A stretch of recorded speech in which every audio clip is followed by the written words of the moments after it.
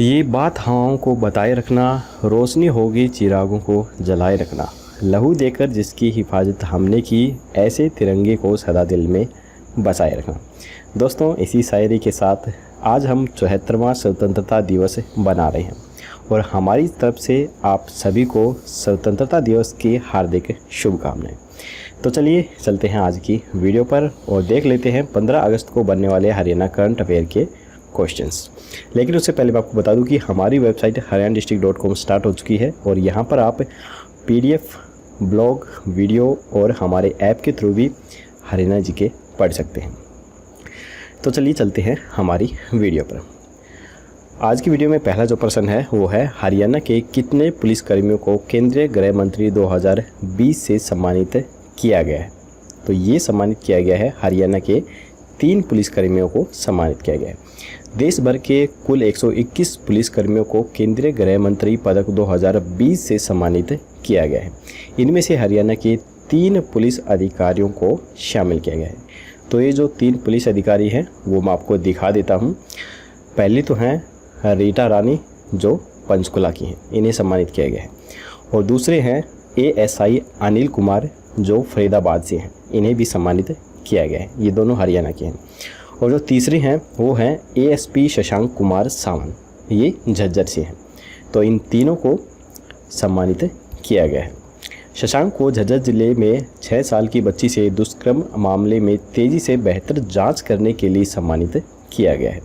इन्होंने इस जांच को केवल 6 दिन के अंदर ही पूरा कर दिया था। तो चलिए इसके बाद अगला क्वेश्चन हम देख लेते हैं। अगला क्वेश्चन है, गुरुग्राम में कितने करोड़ रुपए की लागत से विभिन्न महत्वपूर्ण स्थानों पर मेट्रो रेल कनेक्शन दिए जाएंगे? तो ये दिए जाएंगे 6821.13 करोड़ रुपए की लागत से। हरियाणा में ओल्ड गुरुग्राम के निवासियों के लिए मेट्रो कनेक्टिविटी प्रदान करने के लिए उन्हें मेट्रो से जोड़ा जाएगा। इस रूट की कुल लंबाई 28.80 किलोमीटर की होगी, जिसमें 6 इंटरचेंज स्टेशन होंगे और 27 एलिवेटेड स्टेशन बनाए जाएंगे। Sector 22, sector 23, sector 48, sector 37, sector 45, Subhash Chowk, Palam Vihar व अशोक विहार, इन सभी जगहों को इस स्टेशन के साथ जोड़ा जाएगा, क्योंकि ये जो स्टेशन है ये मेट्रो से अभी तक नहीं जोड़े गए हैं।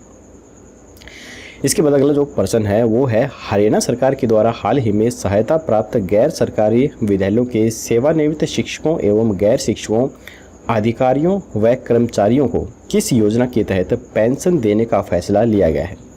तो ये फैसला लिया गया है पंडित दीनदयाल उपाध्याय मानदेय योजना के तहत। हरियाणा सरकार ने सहायता प्राप्त गैर सरकारी विद्यालयों से 28 जुलाई 1988 से 10 मई 1998 तक की अवधि के दौरान सेवानिवृत्त शिक्षकों एवं गैर शिक्षक अधिकारियों व कर्मचारियों को पंडित दीनदयाल उपाध्याय निधि योजना के माध्यम से पेंशन के रूप में मासिक मानदेय प्रदान करने का फैसला लिया है। इन कर्मचारियों को जो पेंशन है वो इस प्रकार से दी जाएगी। जो लिस्ट है वो मैं आपको बता देता हूँ। जो प्राचार्य हैं उन्हें 20,000 रुपये पेंशन दी जाएगी। मुख्य अध्यापक को 18,000 रुपये पेंशन दी जाएगी और जो प्राध्यापक हैं उनको 16,000 रुपये पेंशन दी जाएगी। और जो हिंदी, पंजाबी, संस्कृत व उर्दू के अध्यापक हैं उन्हें 14,000 रुपये पेंशन दी जाएगी। इसके अलावा JBT कला अध्यापक, PTI कटिंग व टेलरिंग अध्यापक, ये जो अध्यापक हैं इन सबको 12,000 रुपये पेंशन दी जाएगी।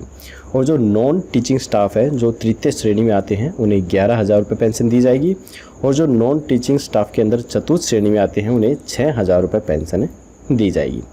इन कर्मचारियों की जो कुल संख्या है वो 352 है। तो इन सभी को इस लिस्ट के अनुसार पेंशन दी जाएगी। तो चलिए चलते हैं अगले क्वेश्चन की तरफ। हरियाणा सरकार ने 2025 तक सड़क हादसों में मृत्यु दर व घायलों की संख्या में कितने प्रतिशत की कमी लाने का लक्ष्य रखा है? तो ये लक्ष्य रखा गया है 50% की कमी लाने का। हरियाणा राज्य सड़क सुरक्षा योजना के तहत 2025 तक सड़क हादसों में मृत्यु दर व घायलों की संख्या में 50% की कमी लाने का लक्ष्य रखा गया है। इस योजना के लिए 31 करोड़ रुपए अलग से प्रावधान भी किया गया है। मुख्य सचिव केसनी आनंद अरोड़ा के द्वारा यह जानकारी दी गई है। पिछले वर्ष जून के मुकाबले में इस साल 17.64% की सड़क हादसों में कमी आई है। पिछले 6 महीने में जनवरी से जून 2020 के बीच सड़क हादसों में 26.71% की कमी आई है, जबकि मृत्यु दर में 26.77% की कमी आई है और घायलों की संख्या में 26.88% की गिरावट दर्ज की गई है। इसके बाद अगला जो प्रश्न है वो है, कोरोना महामारी के चलते प्रदेश में पहली बार ई राष्ट्रीय लोक अदालत किस जिले में लगाई जाएगी? तो यह लगाई जाएगी पानीपत में। यह लोक अदालत पानीपत में 29 अगस्त को लगाई जाएगी। इसके लिए जिला एवं सत्र न्यायाधीश मनीष बत्रा ने 8 बेंच बनाई हैं।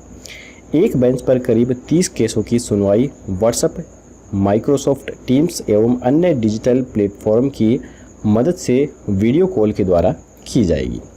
हरियाणा से पहले दिल्ली एवं छत्तीसगढ़ में ई लोक अदालत का आयोजन किया जा चुका है। इसके बाद अगला जो प्रश्न है वो है, स्वतंत्रता दिवस के चलते हरियाणा ने किस प्रकार के वाहनों पर हरियाणा की सीमा से गुजरने पर रोक लगा दी है? तो ये रोक लगाई गई है बाहरी वाहनों पर और यह रोक 14 अगस्त को रात से ही शुरू हो जाएगी। यानी कि जो बाहरी वाहन है दिल्ली से होकर जो हरियाणा से होकर दिल्ली की तरफ जाते हैं या फिर दिल्ली से हरियाणा की तरफ होकर आगे जाते हैं, उन सभी को एक दिन के लिए रोक दिया गया है। जैसे ही ये 15 अगस्त का प्रोग्राम ख़त्म होगा उसके बाद इसे दोबारा से चालू कर दिया जाएगा। हरियाणा पुलिस विभाग ने साइबर अपराधों से निपटने के लिए हाल ही में किस केंद्र को खोलने का फैसला लिया है? तो ये फैसला लिया गया है साइबर प्रतिक्रिया केंद्रों को खोलने का फैसला। हरियाणा पुलिस विभाग के महानिदेशक मनोज यादव ने हाल ही में साइबर अपराधों से निपटने के लिए साइबर प्रतिक्रिया केंद्र खोलने का फैसला लिया गया है। तो मैं आपको बता दूं कि जो हरियाणा पुलिस है इसकी स्थापना 1 नवंबर सन 1966 को की गई थी, जिस समय हरियाणा की स्थापना हुई थी उसी समय की गई थी। और उस समय जो पुलिस कर्मचारी थे वो 76,748 कर्मचारी थे। लोगों को साइबर अपराधों के प्रति जागरूक करने के लिए इस प्रकार के केंद्रों को खोला जा रहा है। इसके बाद है HSGPC का हाल ही में प्रधान किसे बनाया गया है? तो ये बनाया गया है जत्थेदार बलजीत सिंह दादूवाल को। अब यहाँ पर HSGP का मतलब क्या है वो भी मैं आपको बता देता हूँ। यहाँ पर आप जो फ़ोटो देख रहे हैं ये हैं जत्थेदार बलजीत सिंह दादूवाल। HSGPC का मतलब है हरियाणा सिख गुरुद्वारा प्रबंधक कमेटी। जसवीर सिंह खालसा को 2 वोटों से हराकर ये प्रधान बने हैं। तो ये जसवीर सिंह खालसा को सिर्फ 2 वोटों से हराकर ही प्रधान बने हैं। इनसे पहले जगजीत सिंह चड्ढा प्रधान थे, इन्होंने स्वास्थ्य कारणों के कारण इस्तीफा दे दिया है। इस कमेटी के सभी 36 सदस्यों के द्वारा मतदान किया गया था। इसके बाद अगला जो प्रश्न है वो है, हरियाणा के किस जिले में ग्रीन बिल्डिंग कॉन्सेप्ट पर आधारित भवन बनाया जाएगा? तो ये बनाया जाएगा सोनीपत में। तो ये जो भवन है ये इस प्रकार का बनेगा। इसका जो निर्माण कार्य है चल रहा है, आप देख सकते हैं। ग्रीन बिल्डिंग का मतलब है कि यहाँ पर बाहर से आने वाली बिजली का इस्तेमाल नहीं किया जाएगा। इस भवन में पूरी तरह से सोलर बिजली का प्रयोग किया जाएगा। निगम के द्वारा इस बिल्डिंग में 100 किलोवाट बिजली का उत्पादन किया जाएगा। सोलर एनर्जी से चलने के बावजूद यह बिल्डिंग पूर्णतः AC युक्त होगी। यानी कि अगर सोलर एनर्जी भी यहाँ पर यूज हो रही है तो आप ये मत सोचिए कि इसके अंदर AC नहीं यूज होगी। ये जो व्यवस्था है ग्रीन बिल्डिंग की ये हाईटेक तरीके से की जाएगी और सभी जो व्यवस्थाएं हैं AC के साथ जो भी व्यवस्थाएं हैं वो सभी आपको इस बिल्डिंग के अंदर मिलेगी और वो भी ग्रीन कॉन्सेप्ट के आधार पर, यानी कि सोलर ऊर्जा के तहत ये बनाई जाएगी। इस भवन को बनाने में 58 करोड़ रुपए का खर्च आएगा। इस बिल्डिंग में यह सुविधाएं इसको दूसरों से अलग करेंगी। आम जनता के बैठने के लिए एवं पेयजल के लिए विशेष इंतजाम भी किए जाएंगे। वर्षा के पानी का संचय भी किया जाएगा। इसके लिए पर्याप्त संख्या में वर्षा जल संचयन प्रणाली स्थापित की जाएगी। यह पूरा भवन वातानुकूलित होगा। डिजिटली कॉन्फ्रेंस रूम बनाए जाएंगे जिसमें अधिकारी सोनीपत से ही पंचकुला के अधिकारियों के साथ निगम के विकास के बारे में भी बातचीत कर सकेंगे। इस भवन के बेसमेंट में 108 व ऊपरी तल पर 60 वाहनों के खड़े होने की पार्किंग व्यवस्था भी की जाएगी। गाड़ियों को धोने व आग बुझाने की भी विशेष सुविधा यहाँ पर अवेलेबल की जाएगी। डिजिटली इंडिया के तहत इंटरनेट सेवा को भी बेहतर तरीके से यहाँ पर लगाया जाएगा। अगले क्वेश्चन पर चलने से पहले दोस्तों, अगर आपको हमारी ये वीडियो पसंद आ रही है तो हमारे इस वीडियो को अभी के अभी एक लाइक ज़रूर कर दीजिए। और अगर आप हमारे चैनल पर पहली बार आए हैं तो हमारे चैनल को सब्सक्राइब करके घंटे पर ज़रूर प्रेस कीजिए, तभी आपको हमारी आने वाली लेटेस्ट नोटिफिकेशन है वो सबसे पहले मिल सकेंगी। तो चलिए चलते हैं अगले क्वेश्चन की तरफ। अगला क्वेश्चन है, हरियाणा के ग्राम पंचायत चुनाव में पहली बार BCA ग्रुप को कितने प्रतिशत आरक्षण दिया जाएगा? तो ये दिया जाएगा 8% का आरक्षण। यह फैसला खुद मुख्यमंत्री मनोहर लाल खट्टर के द्वारा लिया गया है। हरियाणा मुख्यमंत्री राहत कोष में हाल ही में कितने गांवों ने 50 करोड़ रुपए मिलकर दान किए हैं? तो ये दान किए हैं 5 गांवों ने। पानीपत जिले के बालजाटा गांव ने 10.5 करोड़ रुपए दान किए हैं।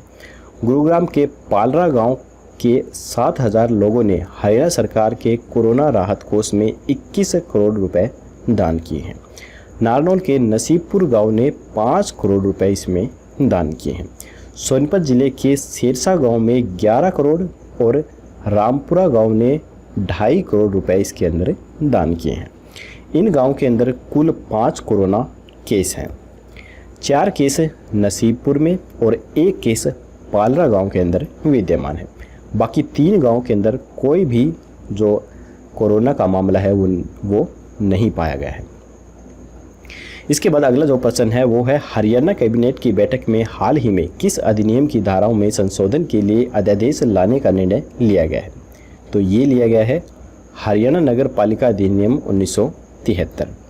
नगर निगम के मेयर व नगर निगम परिषद और नगर पालिका अध्यक्षों के चुनाव अब सीधे ही करवाए जाएंगे। DC की पावर अब डिस्ट्रिक्ट म्यूनिसिपल कमीशन यानी कि DMC के पास आ जाएगी।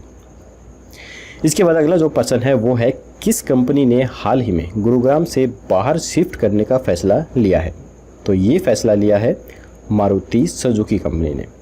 मारुति सुजुकी कंपनी की स्थापना सन 1982 में गुरुग्राम के अंदर हुई थी और इसके फिलहाल जो CEO हैं वो हैं केंची आयुकुआ। इसकी घोषणा मारुति सुजुकी इंडिया लिमिटेड के अध्यक्ष RC भार्गव के द्वारा की गई है।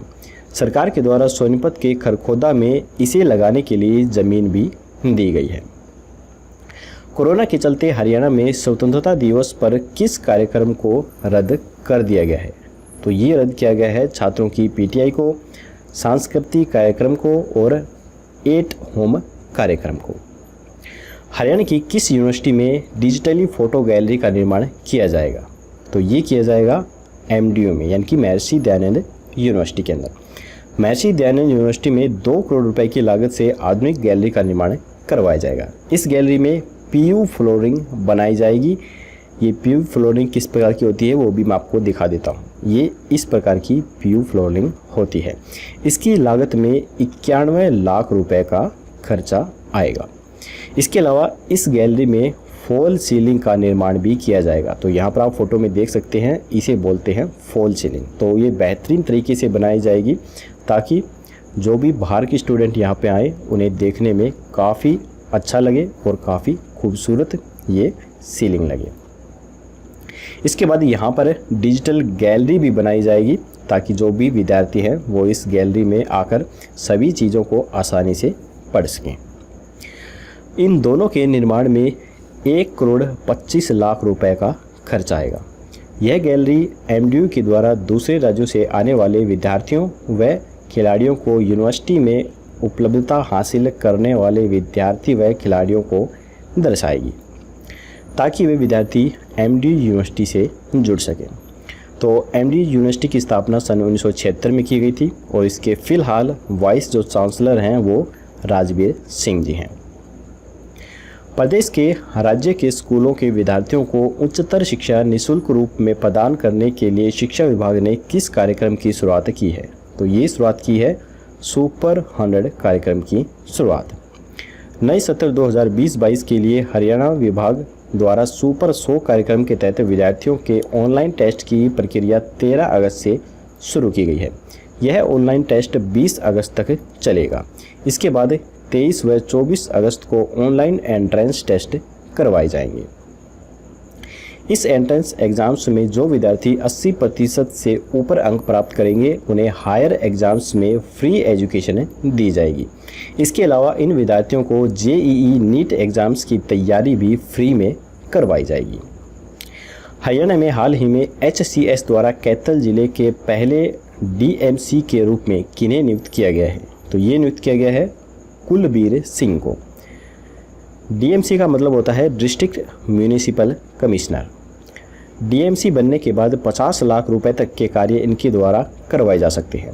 इससे पहले यह पावर DC के पास होती थी। हरियाणा नगरपालिका अधिनियम 1973 के तहत ये 50 लाख रुपए खर्च करने का प्रावधान रखा गया है। इससे पहले सिर्फ 25 लाख रुपए तक के ही खर्च कार्य किए जा सकते थे। तो दोस्तों, हमारे करंट अफेयर के क्वेश्चन यहीं पर ख़त्म होते हैं। अब हम देख लेते हैं कल का क्वेश्चंस। कल हमने आपसे पूछा था मुख्यमंत्री मनोहर लाल खट्टर ने किस जिले में बॉक्सिंग हॉल और बैडमिंटन कोर्ट बनाए जाने की घोषणा की है? तो काफ़ी सारे स्टूडेंट ने बिल्कुल सही आंसर दिया था। इसका जो राइट आंसर है वो है करनाल के अंदर। 2 नंबर हमारा राइट आंसर है। इसके निर्माण के लिए 1 करोड़ 35 लाख रुपए की राशि स्वीकृत की गई है। कर्ण स्टेडियम को 3 करोड़ 25 लाख की लागत से खेल की नई सुविधाओं से लैस किया जाएगा। कर्ण स्टेडियम में 25 मीटर स्विमिंग पूल को 50 मीटर का बनाया जाएगा। कर्ण स्टेडियम में नए बैडमिंटन कोर्ट और बॉक्सिंग हॉल भी बनाए जाएंगे। हॉकी के खिलाड़ियों के लिए एस्ट्रो टर्फ भी यहाँ पर जल्दी ही बनाया जा सकता है। तो चलिए अब हम देख लेते हैं आज का क्वेश्चंस। आज का क्वेश्चन है हरियाणा का कौन सा जिला खेलो इंडिया यूथ गेम्स 2021 की मेज़बानी करेगा? तो यहाँ पर 4 ऑप्शन दिए गए हैं, पंचकुला, करनाल, गुरुग्राम या फिर फरीदाबाद। आपको राइट ऑप्शन हमें कमेंट बॉक्स में बताना है। तो चलिए दोस्तों, आज की वीडियो हमारी यहीं पर ख़त्म होती है। अगर आपको हमारी वीडियो पसंद आई तो हमारी इस वीडियो को एक लाइक ज़रूर कर दीजिएगा और अपने दोस्तों के साथ शेयर करना बिल्कुल मत भूलिए। तो जल्दी ही मिलेंगे कल एक और नई वीडियो के साथ। तब तक के लिए जय हिंद, जय भारत।